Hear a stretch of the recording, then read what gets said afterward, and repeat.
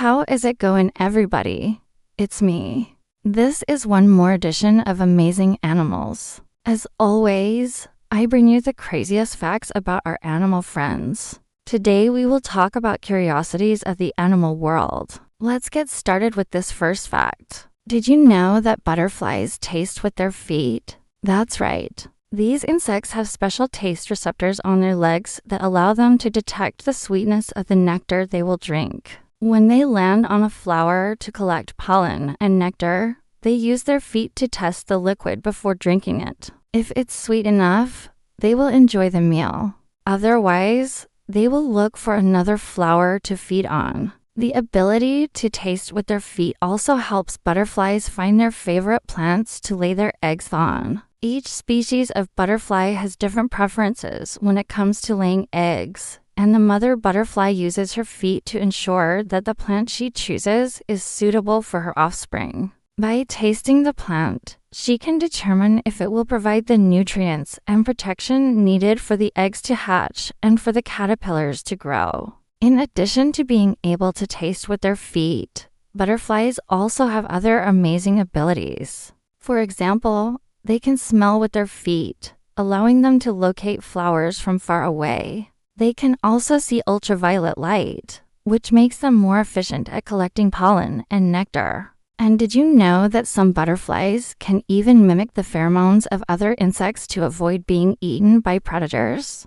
Now, let's move on to the next fact. Did you know that a group of male parrots will isolate females during mating season to force them to mate with them? That's right. In some parrot species, males outnumber females. And this creates a highly competitive environment during mating season. To increase their chances of passing on their genes, males will form groups and isolate a female in an attempt to force her to mate with them. The group will guard the female and prevent her from leaving so that each male can have his turn. This behavior is known as a lek, and it's common in many bird species where there are more males than females. However, it is particularly striking in parrots because they are highly intelligent animals who can recognize individuals and remember faces. During the rest of the year, parrots typically live in flocks with both males and females. But during mating season, the dynamics change and males compete for the opportunity to mate with a female. Some males will try to attract females with elaborate courtship displays, while others will attempt to force the female to mate by isolating her from the group. In any case, the competition is fierce and the pressure on the female is enormous. Being forced to mate with multiple males may seem like a negative experience for the female, but from an evolutionary standpoint, it can be beneficial. By mating with several males, the female increases the chances that at least one of the eggs will be fertilized. In addition, by being part of a large flock, the parrot is protected from predators and can access abundant food sources, which increases its chances of survival. So while it may seem cruel and unusual for a group of males to force a female to mate with them, it's simply a strategy to ensure the continuation of their species. Now, let's move on to the next fact. Did you know that a group of male lions will isolate a female in heat to force her to mate with them? Similar to the parrots, this behavior is driven by the desire to pass on their genes. But it's even more brutal and dangerous. Male lions typically live in groups led by a dominant male, but females are solitary or live in small groups with other females and their cubs. When a female is in heat, the other males in the pride are eager to mate with her. However, the dominant male will not allow this. He will keep the other males away from the female to ensure that she mates only with him. This ensures that he is the only male that can claim the cubs as his own and continue his bloodline. If a subordinate male manages to approach the female, the dominant male will intervene and aggressively punish him, possibly injuring him seriously. Once the female has finished her cycle,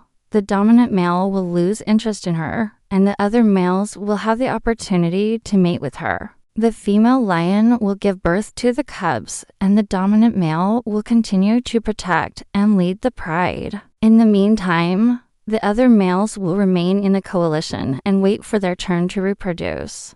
This behavior is common in many species of mammals where females are in heat and males compete to fertilize their eggs. However, it's particularly extreme in lions, who are apex predators and have no natural enemies except humans. Male lions are known for their strength, speed, and agility, and they will not hesitate to use these abilities to defend their territory and protect their cubs. And now it's time for the next fact. Did you know that the dodo bird became extinct because it couldn't fly? That's right. This flightless bird is a prime example of how evolution works. Over millions of years, birds have evolved from dinosaurs and adapted to life on Earth. They developed wings and feathers that allowed them to fly, which gave them an advantage over other animals. However, not all birds need to fly to survive. Some species, such as penguins and ostriches, have adapted to life on the ground and don't need to fly to find food or escape predators.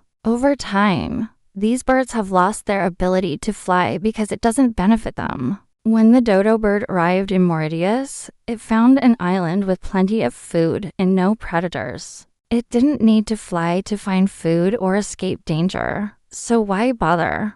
Over time, the dodo bird evolved to become flightless and better adapted to life on the ground. This is the same process that led to the extinction of other species of birds that could not adapt to the changing environment. For example, the great auk was a large flightless bird that lived in the northern hemisphere until the 1840s. It was hunted by humans, and its numbers declined rapidly.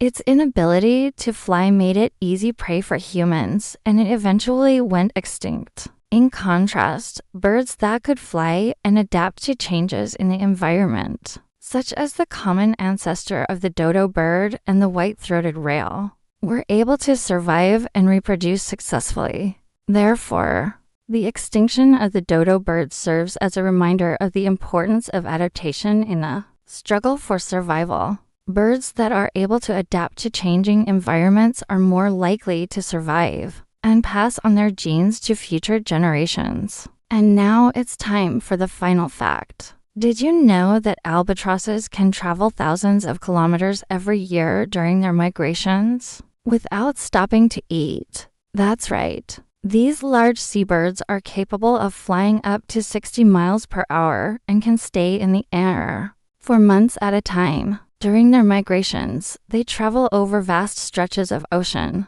covering thousands of kilometers in search of food and favorable breeding conditions. Albatrosses are among the animals that travel the longest distances each year, and they do so without stopping to eat. They are able to fast for long periods of time thanks to a combination of factors, including their slow metabolism, efficient digestive system, and the ability to store fat in their bodies. Their slow metabolism allows them to conserve energy while flying, and their digestive system is designed to extract the maximum amount of nutrients from their food. In addition, albatrosses can store large amounts of fat in their bodies, which they use as a source of energy when food is scarce. During their migrations, albatrosses typically feed on fish and squid, which they find by following swarms of fish or by diving into the water to catch their prey. They are also scavengers, and they will sometimes feed on the carcasses of dead whales or other marine animals. Despite their impressive ability to travel long distances without eating, albatrosses are vulnerable to human activities such as overfishing and climate change. Overfishing depletes the fish populations that albatrosses rely on for food, while climate change alters the distribution and abundance of their prey. Additionally, plastic pollution in the ocean can cause starvation or suffocation in albatrosses, as they often mistake plastic for food. That's all for today. If you liked it, please leave a like and a comment down below. See you next time. Bye.